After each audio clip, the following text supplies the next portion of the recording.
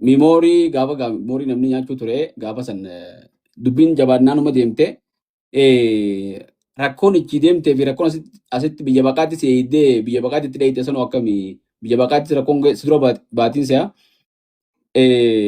tadheessitee fi tatti dheeysitan akkamii rakkoon. Wallahi ati gaafa biyyarraa baatu wanni hedduun si jijjiiramti. Asitti biyyaa bahuu jaalannee osoo hin taane dirqamneeti jiraachuu dadhabnee barbaadamnee gaafa dubbiin jabaattu ofirraa namoonni nu dhiyaatan baha biyyaa baha. As teessanii duurra deemtanii jiraachuu wayya uummatuma keessaniif illee yoo xiqqoo achi seetanii sagalee taatan irra caalaa asitti yeroo gabaabuu sanan miidhamtanii kutuurra waan jiru. Yaanni garagaraa nu kakaanaan qaalii obboleeyyanii qaalii saahiboota qaalii maatiidhaa goonee biyyaa baane ati gaafa biyyaa baatte lafti si jijjiiramti namni si jijjiirama namni ka durbeeytuu miti lafti ta durbeeytuu miti waa hedduutu jira mudannoo hedduu achi mudanne keessa wallahi waan garii yoo himuu dhiibte irra yaada an akkaan ichi dhageen hin beeku wallahi nashiidaa takkaa waraabe gwaan ichi dhagee shaadamu. Beektaa hubaa ukkaamamee akkaan ta'uu dhabee yaanni na hudhee rakkadhee nama sanittis baafachuu dadhabee mataan na oowwe wayin barreessa. Halkan tokko osumaan taa'utti silkii wayin akkannanii hoggaan akkanan dhaqeen turre guyyaa sadii moo afurii.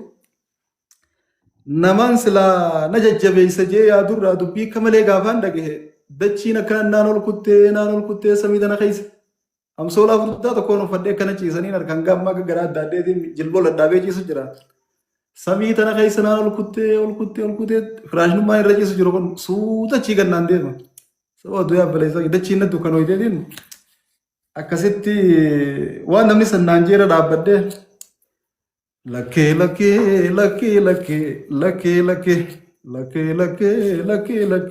waliin gannuu lakkisaa shakkii hin jetti beektaa. Isiisan numaan barreesse malee waraabne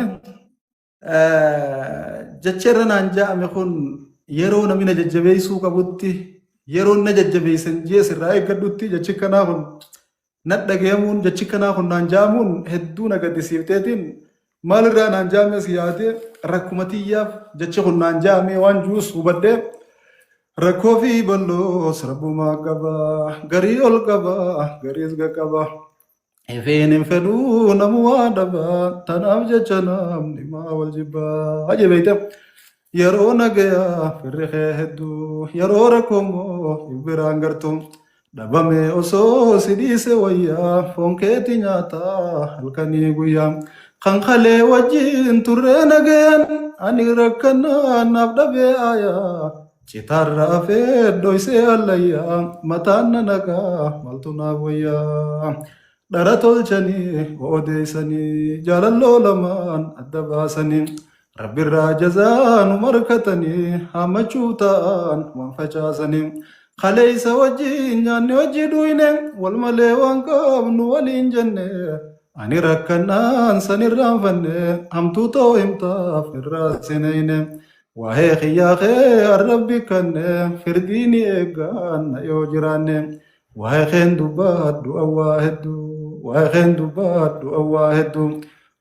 dubbaaddu awwaa hedduu orummaa waa daasiyaa qabdu.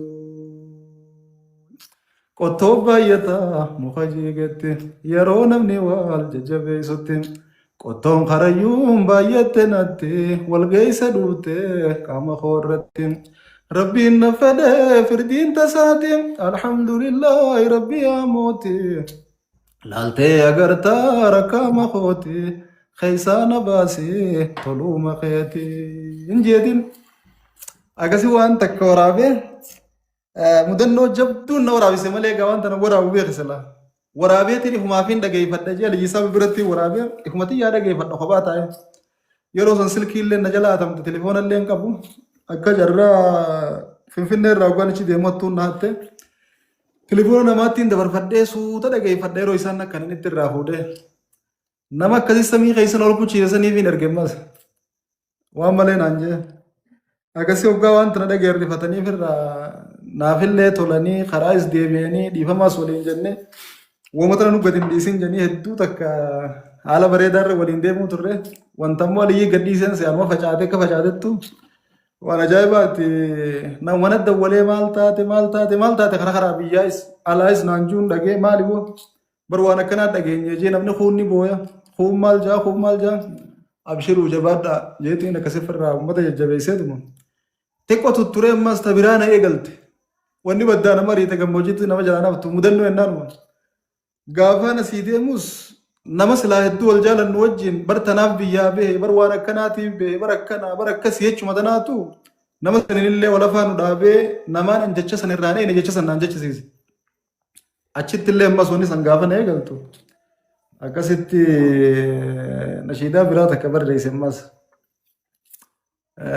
narraa qabiyaa mootii haasidaa histe baddaa na haaftee nan deemne gammoojjittis akkuma qoree bishaanii na iddite meeyoom na dhiiftee madaantu na fayyite fayyuus na dirtii lubbuun tona shakkete dafee dirmadhuu narraa guutee yaa moote fayyuus na dirtii lubbuun tona shakkete dafee dirmadhuu narraa guutee yaa moote tunnaa fareyaa miti handuriin bare rabbii tuna qubsiise wayollaa qore gabbaa hurraanii jedha miila koodire okkoolatumaan jira okkolloo sare rabbii namudee maaliin godha gaahire durii sobse sabbare waa meeqa keessa tare arraas nan dhiibne gareen arraas na diirte qoreen arraas nan dhiibne sareen lafaan akkaate gareen yaa rabbi naaf dirmadhuu roorroo daangaa na taree narraa bukaasi qoree tanaan waraabemmaasi mudannuma tunis gaa jechuun mudannoo cinna heddummaatee kan laga godhe jechuu barbaadeetti mudannoo ati kaafnaan waan kaasee yaadachiitoo hin irraanfatte waan dura. Wallahi ustaz bar wana ajaa'ibati roorroon dhugaachiise baafte si'eela naftu dubbisanii tana fide laal akka tokko jira qabsoo tana keessattis taatu waan hunda keessatti agarra hoggaa agartee atiif kannitu lubbuun teetu laaftu laalamteeti wanni biraa wanni namni sii godhu sun guddoo mul'atti rakkoo guddoo wanni ta'e wanni namni biraa agartee siif gumaachuu silkuma abdi sanillee yoo si bite anaa silkiitti bite jaa lubbuu ati kan itti laalu saniitu waan san hunda fide mee asuma wal qabsiifne nama akka wal dhiyaattu nama ati irraaneen irraa waan kana eeyite mee saayibummaa keessatti ati akkami saayibummaa keessatti hangaan si harkatti ati si harkee ani namoonni ati saayibummaa keessatti wajjin jireenya keessatti akkuma keeti moo nama saayibaa kana namni gariin amma fakkeenyaaf namoota ati irraaneen irraa waan kana agarte mee akkami bakka kanatti namarraa wannummaan eegantuu jiraachuu moo qabdu moo akkami? Naa wallaahi ilma namaa eeguma du'e ama namaa jechuun sawwaan dhugaati beektaa nama kana amanuun ni jabaata. Yoo nama nuti irraa fagaattees rakkoodha. Amantii itti dhiyaattes rakkoodha. Xabiyaati jarraa nama amaneetumaan wajjin jiraadha. Hamtuun an yaadan jee nama tokkollee ofirraa kan hin shakku qabu. Nama hunda khayiruma na yaadan jeetii yaada. Namni immoo kan yaadu sanii miti. Namni hundi kan yaadu sanii miti. Ifiiti yaa bakka hamtuu namaa qabaachuun qabu, sharrii nama yaaduun qabu, nama hundaaf xaliila qulqulluu ta'e wajjin jiraachuun qaba. Kana yaade rabbii nutti yaada. Wama karallah. Wallahu khairul maakiriin. Hamtuu na yaaduu jiraate rabbii jira jeen qaama qulqulluu wajjin jiraadha. Nama wajjin jiraannu kanaan isa duuba bargaa balu kana jee haasawaa waan akkanaa ni qabda. Bargaa nama kana akka lubbuutti wajjin jira. Abalu kana jaaboo ni rifanne dhiyootan hoggaan ni kana jiru. Waan san ni qabda. Gisee naan jan uumaan hin qabne sana tolchee uumee himaame. Sayaa dhiiroo kunis akkana eegale numaan jaa kabiraatiin eegala ammas kunis waan biraa. Jechuun nama kana hunda khayrii irraan agartu. Yoo ifumateeti khayriidhaan jiraatte malee wajjin. Nama hunda gaarii jettee ifumateeti yoo gaarii taatee wajjin jiraatte malee ilma namaa kanaa wajjin jiraachuu hin dandeessu nama dhabde jechuudha. Namaatu hin jirre waan ta'eef. An saahibaan gaafaan biyya jirurraa wal jaalannu hanga ammaa wal jaalannu niin qaba. Obboleessa xiyyatuu jii tokko jira. Isa malees ijoollee hedduu jira. Namni hanga irraa wal barnoota keenyarraa kaasee natti hin jijjiiramin kalubbuu isaa naa kennu. Gaafaan biyya deebiullee akkaan biyyaan baane na godhee yoo as booda ati biyyaa bahuuf dirqamte ati hin baatu naaf bahee dalagee mana si ijaaree si qubsiisee akka ati ganaaf duuba biyya namaa yaadne si godha malee asii deemuu sirraan malu jee nama biyyeen na dhorge. Nama akkuma naan jeessanitti jireenya kiyya keessatti qabsoo jabaa na wajjin godhaa ture. Isaan qaba. Isaa achitti namoota hedduu wajjin jiraannu isa malees ijoollee hanga takkaniin qaba. Tiimuma isaa wajjin jirtu jechuudha. Saniin alatti namoota hedduu wajjin hin jiraadha. Wajjin jireenya keessatti hedduun jaaladha namaa wajjin jiraadha. Ajaa'iba rabbiiti mucaa xiqqishaa tokko wal saayibnee wajjin turree yoo addaan baane niin booya. Nama kana ganaa deebinee kawaa waliin agarreettiin bakka hedduu takkaniin rakkadha wallaahi. Booyinsi kiyya san gaa waan laafaa bitama dhugaa saniin na keessa jirti waan ta'eef nama kana wajjin wal baree adda bahuun hin fedhu waan ta'eef gaafa inni biraa bakka fagoo takka deemu kana baganaa deebi'ee waliin agarreettiin booya gadhiisuu hin danda'u nama kana irraa nafu. Hedduun jaaladha. Nama hedduu bakkaan itti jaaladhuu fi itti eeguu fi itti yaadu saniin argu. Wanni sun hedduu gaafa na tuttu itti hamilee na tuutte na tuutte waan irraa murteeffadde. Namni tokkollee naan tolina nammoo namaa tolee wajjin jiraachuun qaba. Namni tokkollee gaarii naaf hin ta'in gaarii ta'eef wajjin jiraachuun qaba waan jiru murteeffadheetumaan nama wajjin haala saniin jiraachuu jira. Saayiboota hedduun qaba alhamdulillah. Saayiboonni kiyya hundinuu gaggaariidha. Walirra gaggaarii malee tuujiifaa wanniin kaasee birra gaariidha jechuudha. Isaan kaanis ammeenyan qaban gaggaariidha. Akka saayibootaatti immoo deemnee yoo laalle yeroo hedduu namni inni miidhamuun nama isaa kafira isaa jechuudha. Sanii fi nama saayiboota isaa keessatti dhiyaatan saniin miidhaman. Nama ati tolatti ooltu, nama ati kabajjuu fi jaalattu, nama ati dura loltu, ka dura tuutu namoota akkasii si jeessa. Xabiyaa irraa zamanaatu kanatti waan akkanaatiin deemaan se'a. Namni ati jaalattee wareegama kafaltuuf si wareega ajaa'iba rabbiiti. Yeroo deemaa waan akkanaa tana namnummaan kheyrii walii fedhu hin jiru. Namni kheyrii waliin jaalatu hin jiru. Ati yoo saahiba kee biraa wayyooyitee waan takka harkatte akkami asin na dhiisee na biraa kuta jaa si dhawa si muree miilas jalaa muree miilas jalaa ciree uffisuuf yaala namni qabee lafaa wal harkisu hin jiru. Namni rabbi wal bira nu haa dabarsu. Namni kun beeki yoo nan qabaadde ati yoo qabaatte ayyoon dhabaate sirraa hin fudhadhaa wanni ati qabdu san tiyye. Yoo nan qabaadde narraa fudhatta waliin nan qabu teeti. Namni hogguma nagayaati kophaa qaba malee hoggaa rakkoon dhufte waan qabu wajjumaan qaba. Isiisa wallaaluun nama keenya akkan guddanne an xiqqaadde inni isaanaa hojii xiqqaatu. Xiqqeenya illee bakkaan an jiru tana gata haa dabru malee naa ol haa dabru gaaf tokko irraa gadallee ittiin haajamaa waan jiru ilmi namaa hin qabu jechuudha. Ari namni walii diinaatiif hamtuu walii yaadu baay'inaan yoo laalte nama saahibaa wajjin jiraatu. Tabiraa hiriyoota wajjin guddatan, hiriyoota wajjin jiraatan, obboleeyyan wajjin dhalatan jarri kun hundi waliin fedhan. Wal biraa abaluu keenya waliin jaa wal duuba immoo waan biraa walii yaadan. Khayruma waan jaamu saahiboota jidduudhaa hin agartuun baana. Akkasii saahiba gaarii gaafa harkatte akka Umar Faan jaanii. Saahibni gaariin janayyoonni Islaamaa akka muka midhaan dhaluuti jennu. Mukni midhaan dhalu yoo jala teesses gaaddisa siif ta'a. Yoo beelooytes firii irraa fudhattee nyaatta gara lachuutu si fayyada malee midhaan qabu. Beelooytu beelatti baata. Aduun si gubdu aduu duraa gaaddisa godhatta. Hedduu faayidaa sii qabu. Saahibni badaan gaawaan himan hin qabu akkasi. Saahiba akkanaa yoo harkatti maradhuu jabeeffadhuu jenna. Ka khayrii irra si jabeessu. Ka dalagata irra si kakaasu. Ka yoo ati guddatte gammadu. Ka yoo ati kufte gaddu. Saahiba akkanaa gaafa harkatte. Maallaqaan hin jiru jabeeffachuu qabdi yoo rabbiin bilaasha sii kenne. Zabanni amma nuti keessa jirru zabana nama toltuu yookaan khayrii itti hojjette sharrii isaa akkaan firraa sodaattu keessa jirtu. Warri Arabaa waan jennu ittaqi sharra mana hasan ta'ilee jennu. Hamtuu nama tolatti ooltee sodaadhu jenna akkaan. Gara biraatiin at'imil kalba thalathata ayyaamin saree guyyaa sadii nyaachisi ama sadii si yaadatti jenna. Ilma namaa ama sadii nyaachisi guyyaa sadii yoo siin adda beesi dagata jenna. Amata sadii tolatti ooltee nyaachiftee guyyaa sadii yootti ija isa daatte si garagalee. Saree guyyaa sadii nyaachiftee amata sadii yoo si garte mataa buufteetuma eegee kana goggooti. Kabajaate. Maal jawwarri Arabaa? خدمت البشر فأنكر وخدمت الشجرة فأثمر جن مخ خدمتين فري رار كديجن إيجا مخ تجاجلتي دابدي بشان جلا غورتي جلا خافتي قافة تفري سيرل المنا ما مو خدمتين نإنكاريجن ودي مال ناقوتي متينانجي وانا كسيتي المنا ما رين غاري إيجدا وسنتان ثم المنا ما تي غاري تهو كقبضون أبادم نافسي في داما المنا ما أنتو بتنين قبض تشور بعدين Wallahi ustaz akkan gaariidha. An ogullaalee waa'ee saahibummaa tana namni simbeeyne hafira kan ta'in hasaayiba kan ta'in sababuma siddiinamuu foqa qabu natti fakkaattu. Si simbeeku ati simbeeytu wanirra siddiinamuu hin jirtu.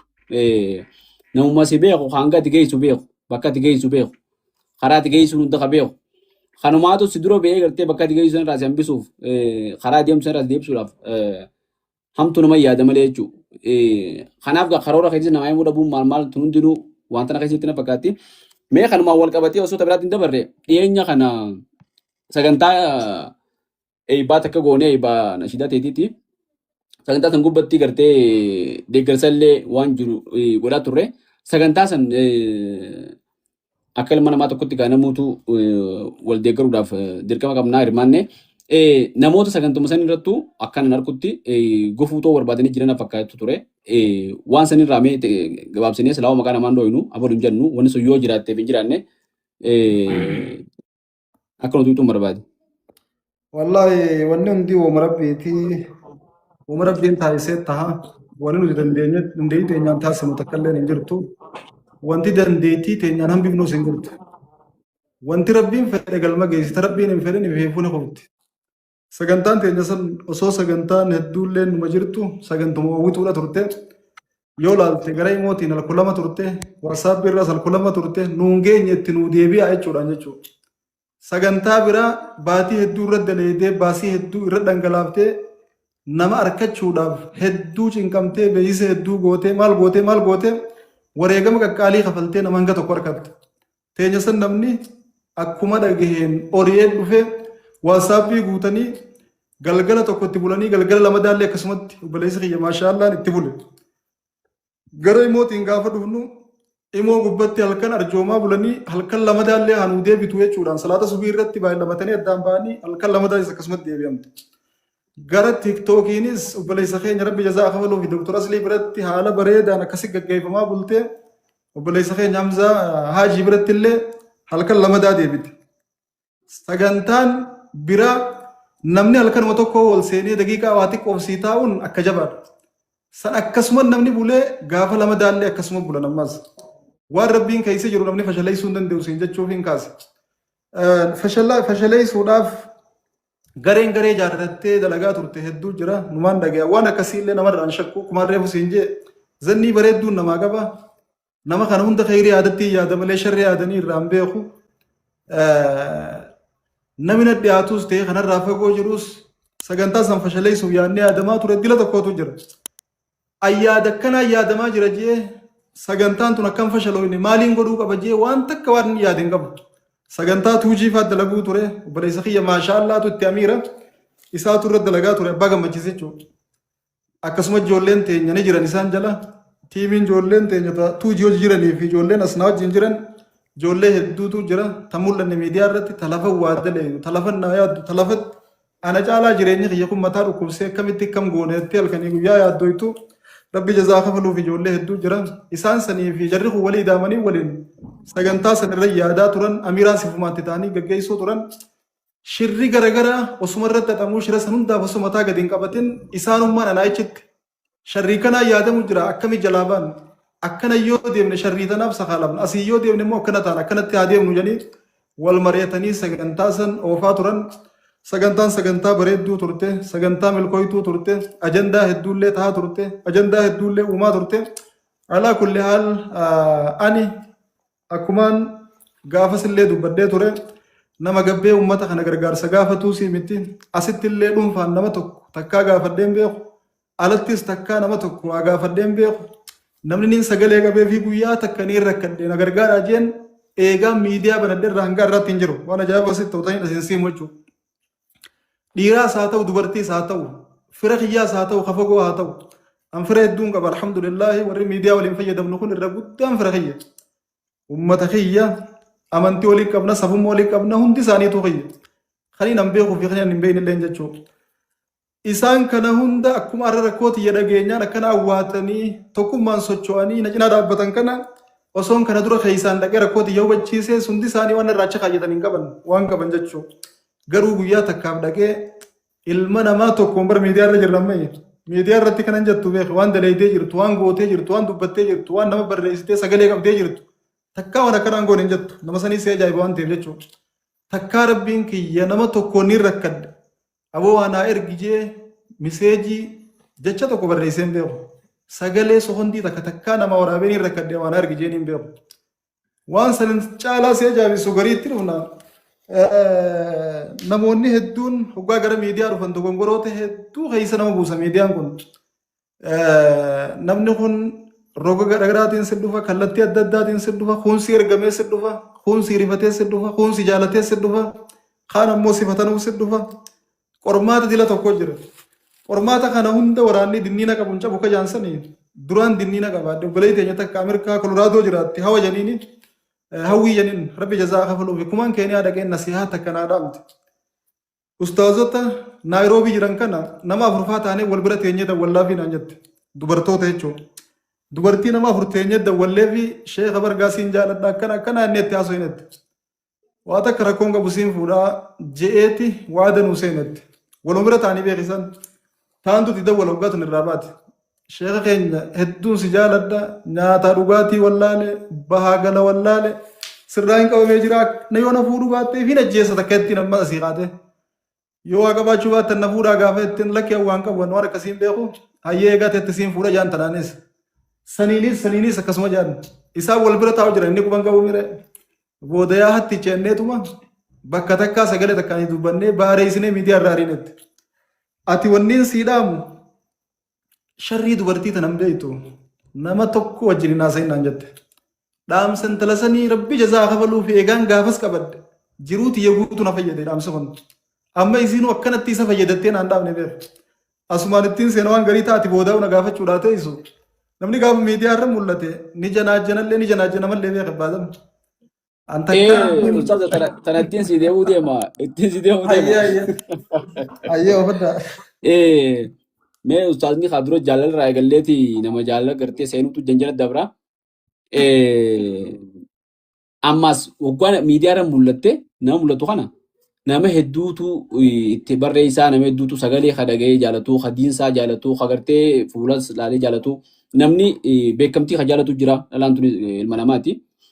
Tana keessa mee akkamii jirtan isin gama miiseenjiraatiinis taatee gamuun namni isitti gartee isin janajjanuun hin jirtu. Isinillee janajjanuu yoo baattan teessanii sun ta'in isin janajjanuun hin jirtu.